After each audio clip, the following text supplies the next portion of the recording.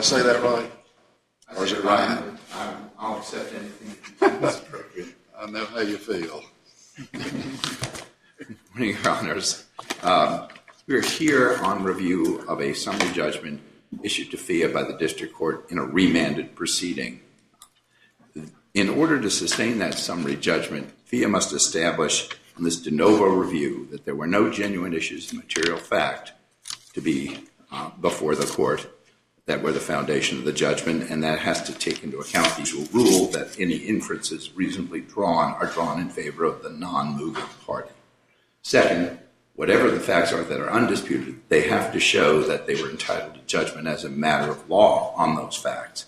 And that means taking into account established case law, as well as the rulings of this court in the prior adjudication we call Oberg 2, because there have been two prior rulings by this court. So in that framework, we approach the four questions that this court has looked at, the so-called four-factor test of Hoover. The first of those factors was, will judgment be paid by the state? And that was expressly how the court framed that question in Oberg 2, and we believe that's law of this case.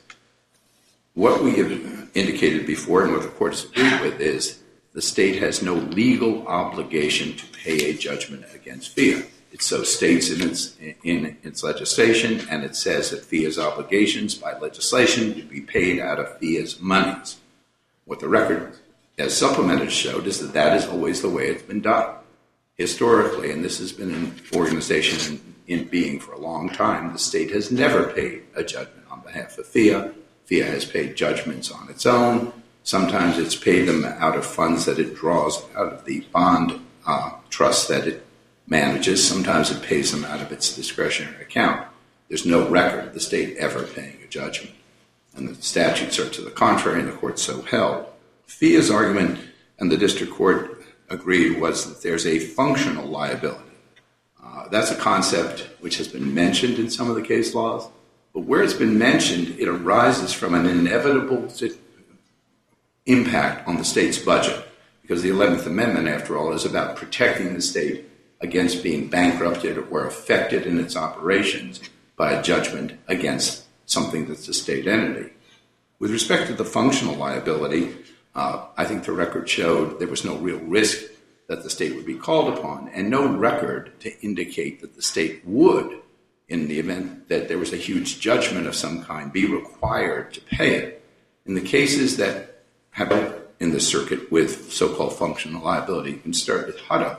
In Hutto, the question was, well, if the state is not legally obligated to pay a judgment against a retirement fund, is it functionally obligated? The state constitution of South Carolina in that case required that any deficit in that fund be made up by the state. And the court weighed that and said to reconcile those two propositions in state law, there appears to be a direct impact on the state's financing by any judgment or series of judgments that would put the retirement fund in jeopardy. In Ellerby, which is the Maryland Stadium Authority case, the court addressed the situation at the University of Maryland, which was receiving annually appropriations from the state, and therefore whose financial dealings became an immediate matter of state concern, because to the extent that they were not raising funds on their own, or they were incurring expenses by judgment or otherwise, the state's obligation to fund would inevitably increase.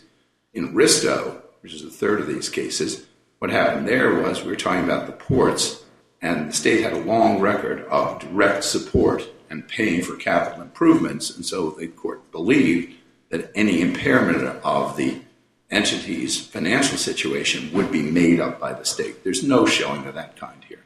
There's nothing to indicate that the state would step up in the sort of hypothetical extreme case and pay FIA's obligations. So I think that the first factor rests where it rested in Oberg 2, which is it's heavily in favor of Dr. Oberg. The second factor, the one that I think the court felt deserved a more intense scrutiny by record, is the degree of autonomy which FIA exercises. Now, when we looked at the record, over the long course of FIA's dealings, and especially post-1988, period of 27 years, FIA basically runs its own show. Its management has fiscal autonomy. They raise ample funds to do whatever they want to do. They set their own budgets. They control their own staff. So in any meaningful day-to-day sense, the record's clear. They are operating autonomously. What about the requirement that the Attorney General review all contracts in excess of $20,000? What does the record show Right. How that plays out in everyday? Well, in everyday, what's clear is the Attorney General has considered that role to be one of form. The Attorney General does not use it as a control of the business activities of FIA. The Attorney General looks if it's properly documented, if there's some violation of general state rules, but the Attorney General has disavowed any ability to control the business activity, to impair the autonomy. In the same way that the Treasurer of the state, who has to formally approve withdrawals from FIA's funds from their segregated accounts, has the same ability to decide what role to play, and that role is, again, a formal role. If it's properly documented, business judgment doesn't come into it. So if the question is, what's your autonomy? How do you run your business? Neither the Attorney General nor the Treasurer has any impact on FIA's business operation. They've expanded it. They've changed their lines of business. They've done an enormous job of changing this organization from an administrator of state grant funds to a major financial player. And that's where 90% of their effort goes. And they've done that without any substantive interference. They had a pretty major audit, though, in 2008, did they not? They had an audit because they had created a scandal by the way they were running expenses. Well, that aside, the state was at that point attempting to exercise, was it not? Well, they made some suggestions. They audited to find out what was going on. But FIA is subject to audit by private parties as well who worry about their financial stability. So that was the one instance in which the state audited, but it doesn't regularly audit. And after that, they haven't conducted another one. And I don't think that shows that the state was trying to redirect the business activity. They were trying to discipline some of the expenses. The one thing that resulted from that, the treasurer would not pay for alcohol at lunch. That's about the extent of what happened. There's no record that their business judgments or activities were in any way the subject of the audit. It was all about expenses and scandal. And it was scandalized. There's no doubt about that, because the state, after all, is the owner, and the owner was a little bit concerned about the way the management was playing. But if you're looking at the real-world question, is this entity autonomous in its business activities? Its ability to raise money, to set its own budget, to decide its own lines of business are clear from the record. So I think as the record's been supplemented, what was a marginal, I think fairly said victory in Oberg 2, Dr. Oberg has now become a substantial victory on the second factor. So then we go to the third factor, and the third factor is whether the entity addresses state or non-state concerns. In Oberg 2, there was a decision resolving the question whether focus on out-of-state concerns, activities serving interests outside the state, was to be taken into account. It's FIA's position that that was only state versus local. That was what the factor was. This court said, no, out-of-state concerns matter. We're looking at what you are doing, what interests are you serving by your activities. At that point, we had alleged that 30% of FIA's earnings were made out of state in the period 2002 to 2006, which is the record period. The court expressed some doubt that that could have been the majority of their activities. When we went back into discovery, what was established in discovery was the majority of their revenues and profits were out of state, based on activities outside the state. Does that matter if they're brought back into the state? Yeah, yes, I believe it does matter, because the focus is what interest are you serving? Because brought back but if you're going out of state to make money, to bring all of it back into the state, why wouldn't that be a relevant consideration in the state interest factor? Well, I don't believe it is for this reason, because then it's always true that if the state owns the enterprise, it can go off and do anything and say, well, we're doing it for profit. Ergo, the state is always served. The money will always come back into ownership, but the courts have not indicated that to be the primary factor. In the same way, the state could operate a local concern and say, well, you know what, it's still bringing money into the state because the state coffers are enriched. So the mere fact that you can go and make a profit someplace else really doesn't satisfy the question, is this the kind of activity, the kind of interest that the state of Pennsylvania wants to serve? Right now, FIA is serving the federal government. It's acting in the interest of the federal government. During the relevant period, it was acting in the interest of students all over the country, banks all over the country. It's a secondary market. It's a primary market. That's the interest that we're focused on. Is that Pennsylvania's interest? Is funding students in the Caribbean Pennsylvania's interest? Now, if it were profitable, the profits come back. I don't think one is disputing that the state owns it, but that can't be the test, or else it would all be over when you say the state owns it. But at least that, I think, is the way the case law reads on that factor. And the fourth factor is the treatment by the state. There are all kinds of recitals that wrap the state around FIA. That's early on. That's an old statute. FIA was a very different organization at that time. The cases that were cited, the Pennsylvania state cases that were cited, those cases were all decided at the point in time where FIA was receiving state appropriations. That ended in 1988. There's not a case after that time that deals on a state level with the treatment of FIA. FIA operates at arm's length from the state. They negotiate with the state over advancement of funds.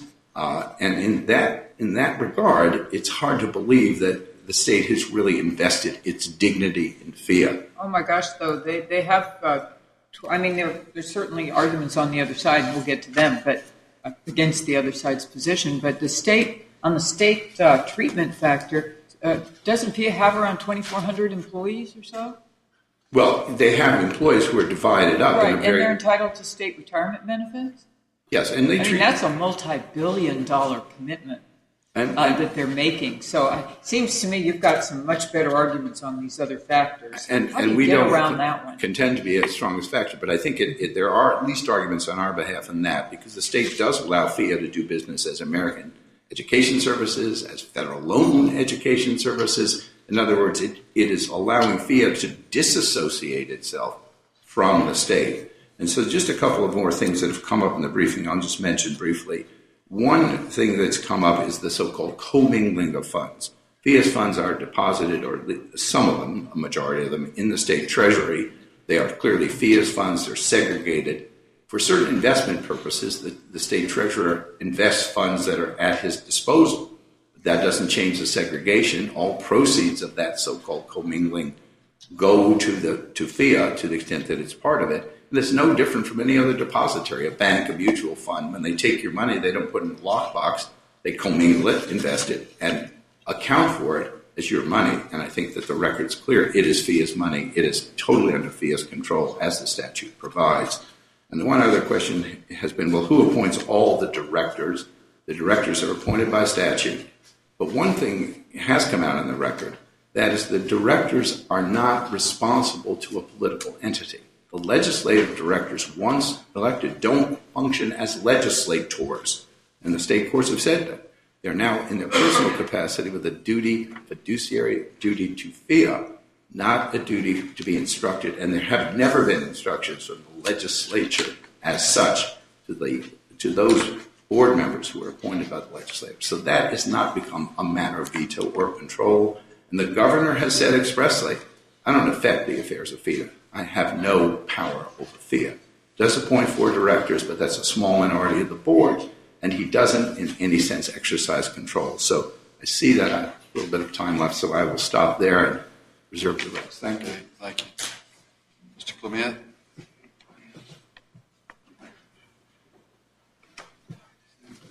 Good morning, Your Honors, and may it please the Court.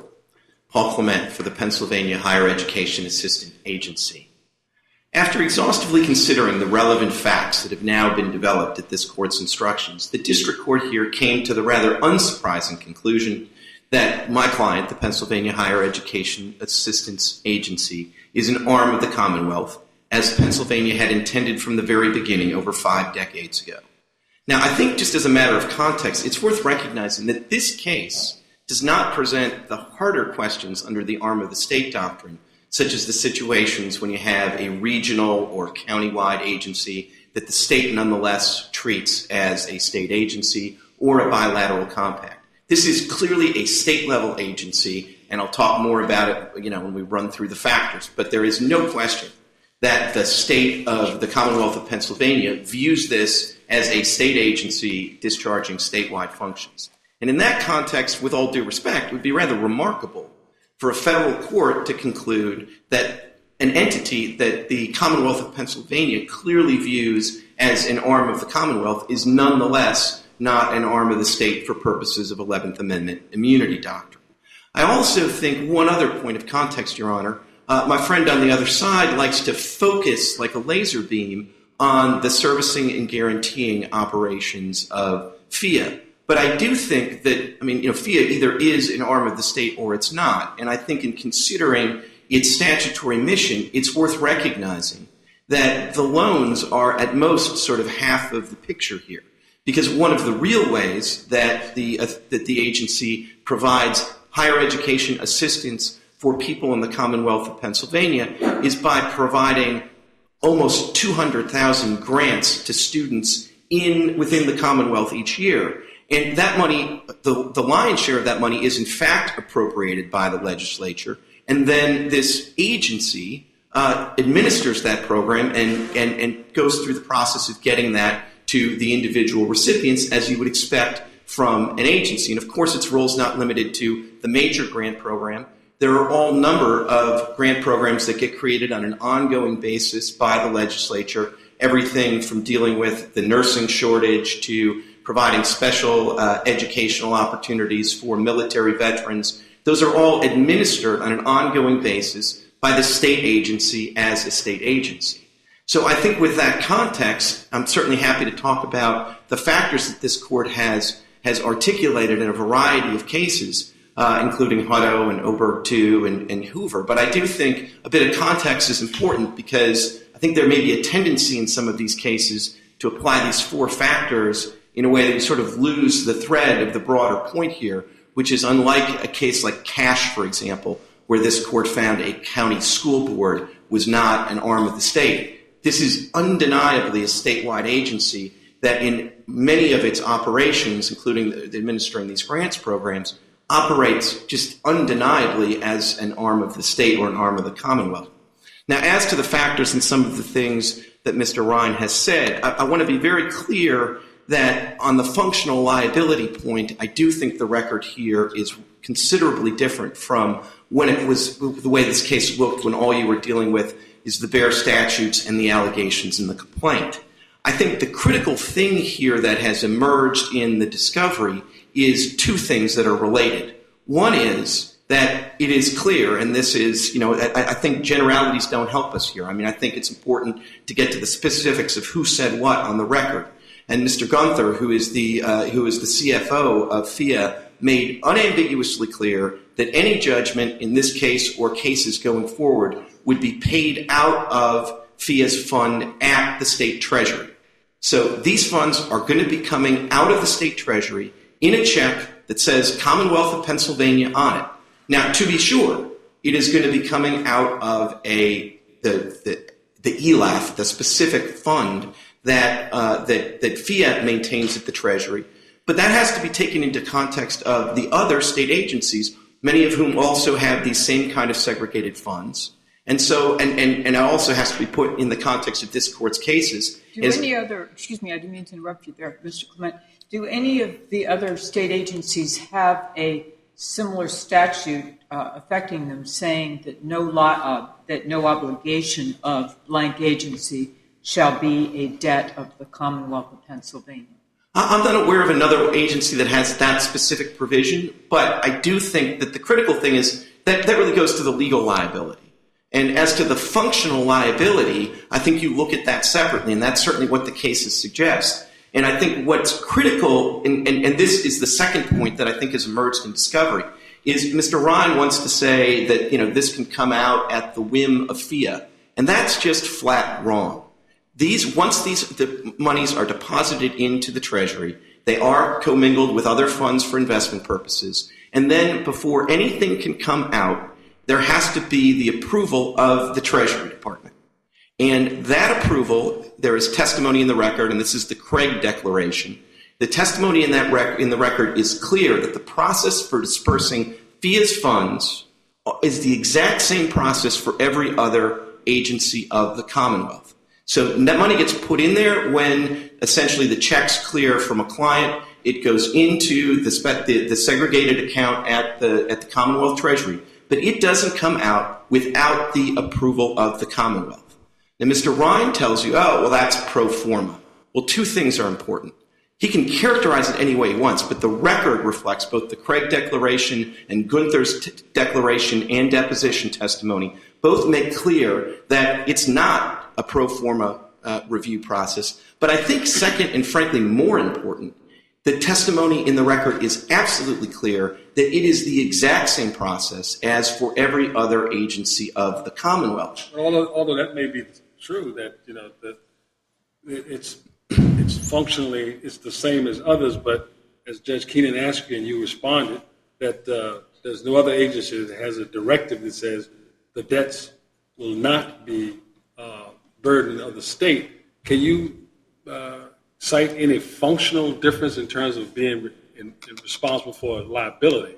You're right that it's the same in terms of in and out and whether or not there are subcategories of a treasury, but what functional aspect do you have that they may be responsible for ultimately a liability of this agency? Well, two things, Your Honor. One is, Mr. Ryan said there's nothing that suggests they would be functionally liable. Right. He's wrong about that. What there's nothing of is any evidence to the contrary in this record. The only evidence in this record that addresses the hypothetical question of what happens if there is a judgment that's larger than one that FIA can pay out of its immediate resources, which this court said in Hutto is the relevant question. The only testimony of that is from the chairman of FIA, Mr. Adolph, and he has a declaration in this case, and he specifically said that in that instance the legislature would step in.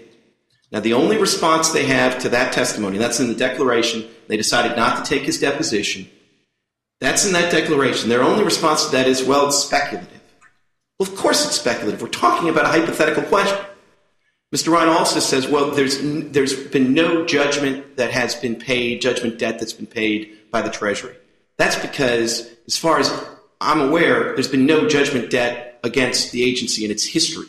So we're dealing with a need to speculate here. Now, he talks about some payments out of some other funds. Those were settlements. And there were settlements, I think, in every case that were actually done before the matter got to litigation.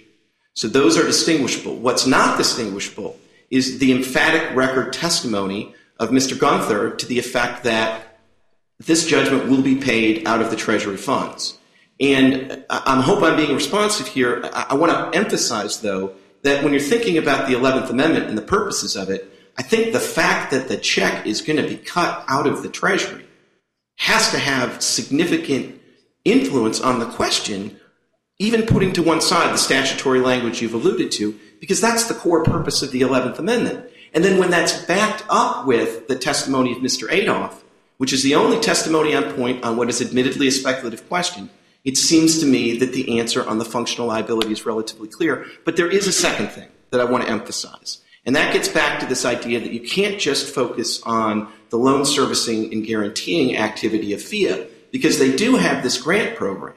And this grant program is done through appropriations by the legislature. Now, it is true that since roughly 1988, this agency hasn't had the need for appropriations for its operating expenses, which, honestly, I think we ought to be celebrating a government agency that actually can turn a profit as opposed to requires continuing appropriations for its operations.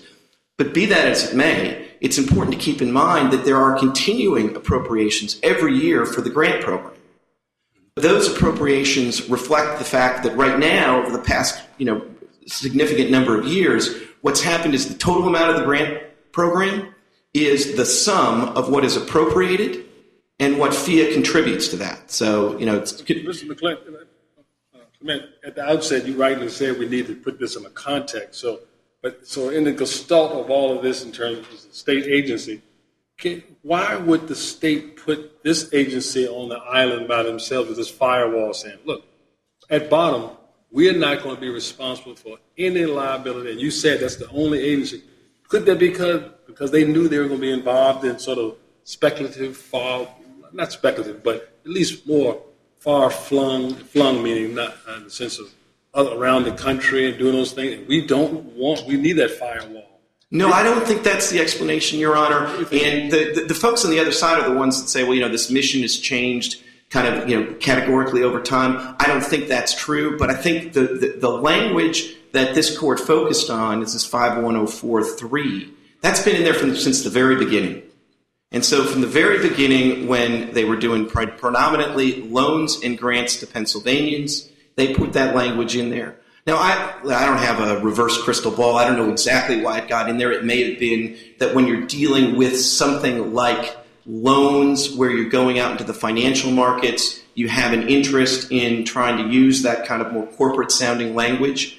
Then maybe I'm not aware of another locus of that exact language in Pennsylvania law. It's very similar to the language that was in the law in Hutto that this court had before. It was the same. Now, Mr. Ryan correctly points out there were other provisions of South Carolina law that put it into context.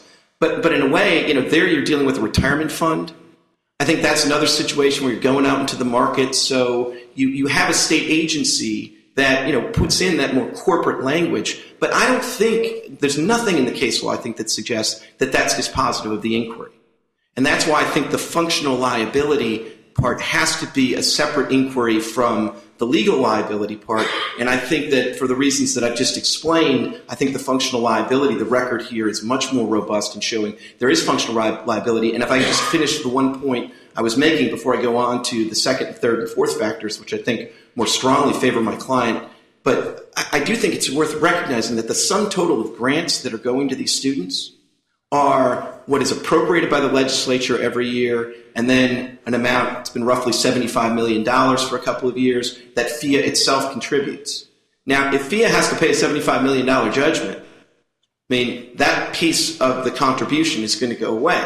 And the choice that the legislature is going to have to make at that point is going to be, do we appropriate a larger sum, $75 million more and keep the funding level constant, or do we take a hit? I think either way, you're going to have a complete and profound impact on the Commonwealth that is exactly the kind of impact that the 11th Amendment is going to try to protect against. And now, I don't have a crystal ball on this either, but I imagine Mr. Ron would come back and say, well, but the Hess case says that doesn't matter. I don't think that the Hess case can be read for that broad proposition. I think what was going on in the Hess case was, because you had a bilateral compact, you had the unique effect that a negative effect was going to affect New Jersey a little, it was going to affect New York a little, and who knows how that would all play out. I think this court recognized in its Risto decision, which was GVR'd in light of Hess, but involved a single state port authority, the South Carolina Port Authority. There, I think it recognized, wait a second, if there is an impact against the Port Authority, it's going to directly affect the operations of the state of South Carolina. I think the exact same thing is here.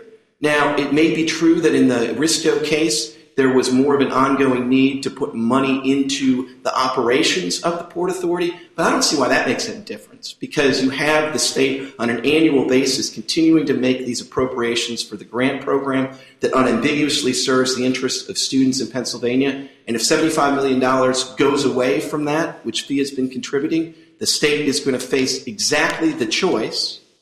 Do we keep the level constant and put in $75 million more, or do we take a hit that the 11th Amendment is supposed to protect against?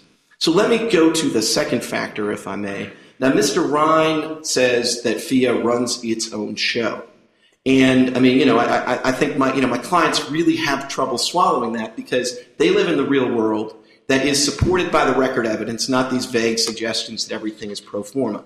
So the world they live in is one where, in order for them to contract, in order for them to put a property and buy a property, for example, if they wanted to, or any contract over $20,000, they have to get the approval of the Attorney General.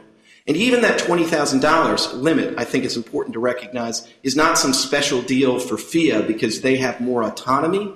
That is the statewide agency policy.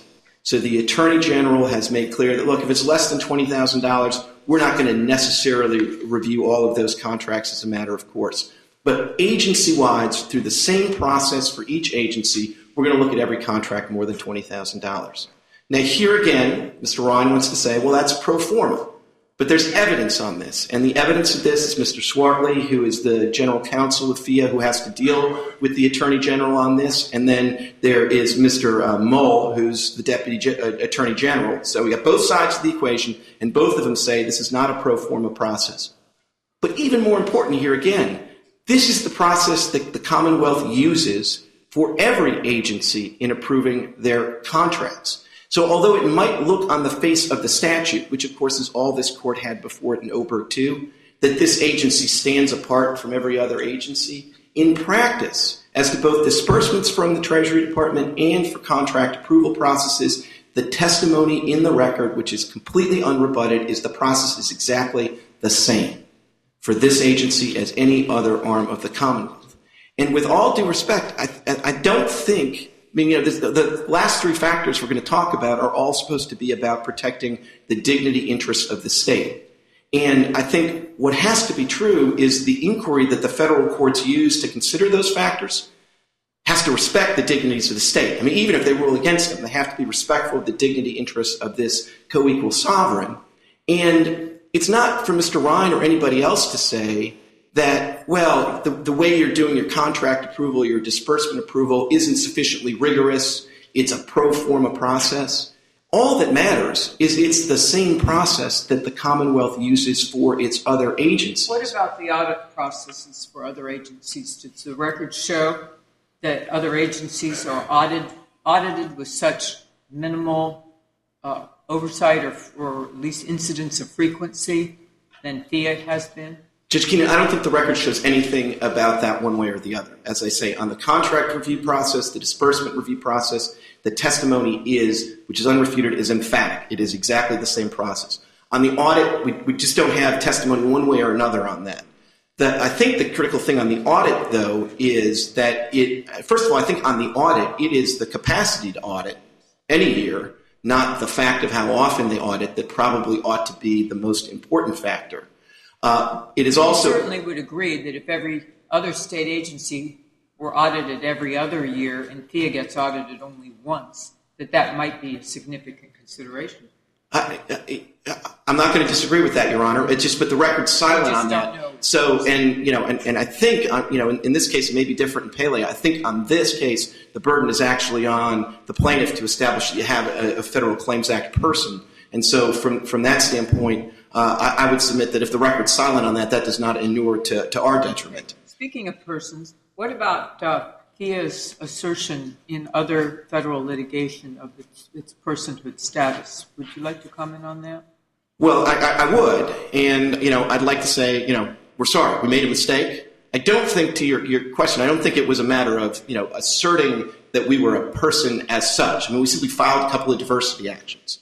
The issue was not joined. It wasn't, the other side sort of didn't focus on the fact. We didn't focus on the fact. The issue was never joined. So it's kind of the litigation equivalent of a drive-by jurisdictional ruling where, the court exercises, jurisdiction in a case and maybe it turns out after the fact that there was no standing. I think if you compare what the practice was in those two cases to what happened in Hoover, I mean, this is small beer, but compared to Hoover. In Hoover, it was the Hoover suit itself that the state agency initiated as plaintiff in federal court under diversity jurisdiction.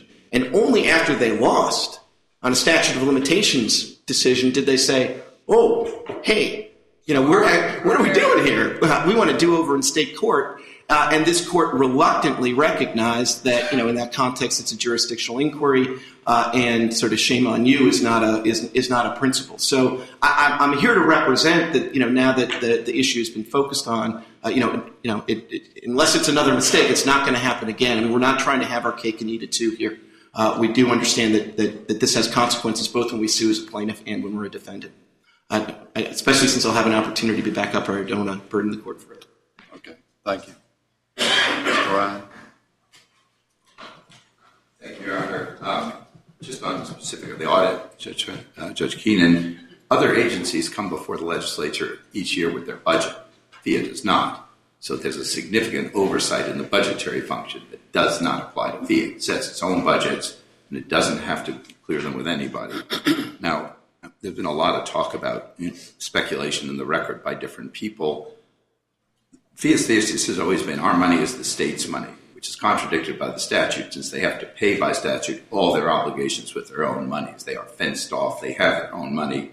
And this idea that these administrative routines that they run through with the treasurer or the attorney general are significant is contradicted by the statements of those agencies that say we do not use those to control the business of FIA.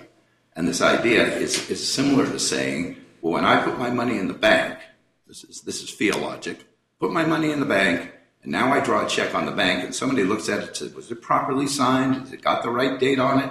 Well, now that's a veto. And then when the bank issues the payment, why, my gosh, the bank is liable. The bank's not liable. It's my money, and it's FIA's money. And that's what the record showed. And as to the ultimate question, the speculative question, what would happen if a judgment of enough magnitude to put FIA into a bankruptcy-type position would occur? Mr. Adolph has no authority to speak to that. That was his own view. He's not a qualified expert, and he really just makes a statement because he thinks that's going to help his client. He's a director. But the fact is there's no evidence to support that, and it was fenced off for that very reason, to ensure that the state would not bear the consequences. And Hess is significant because Hess distinguishes between the risk of impairing the state's function and contributions that the Port Authority was making to the state. So I think that Justice Ginsburg dealt with that and said those don't matter. The 11th Amendment protects the state against the impairment of its ability to function. That is not the issue here. They're a huge judgment. The state would make its own decisions. Its decision would be, do we want to pay that judgment and rescue this particular agency? Is there anything about it that really says we must have it? Or could we say, okay, if we're going to have to pay our tab for administering our programs, we'll do it. And there's nothing unique about FIA. They're unlike those agencies which have been deemed for functional liability. They're not unique. The administration of grant programs can be done by banks, other agencies. They can put it out for bid. So there's nothing that characterizes it in the way Hutto is characterized. So if we go to, there are a couple of broad things, as Mr. Clement said. It talks about context. This is really governed by the duck rule. If it walks like a duck and quacks like a duck, it's a duck. If you look at this enterprise, it's a massive financial enterprise. 90% of its energies are devoted to being in business. The business is nationwide. The business serves the interests of the federal government and students not only in this country, but they went out to the Caribbean, hardly the business of Pennsylvania. Whatever it might have been as conceived at the beginning, sealed off, yes, but basically administrative has changed radically over time. And that really does matter when this court sent the case back to look at the real world. Now, the things that Mr. Clement raised, the powers that are accorded the Attorney General and the Treasurer, were before the court the last time, because it's all in the statute.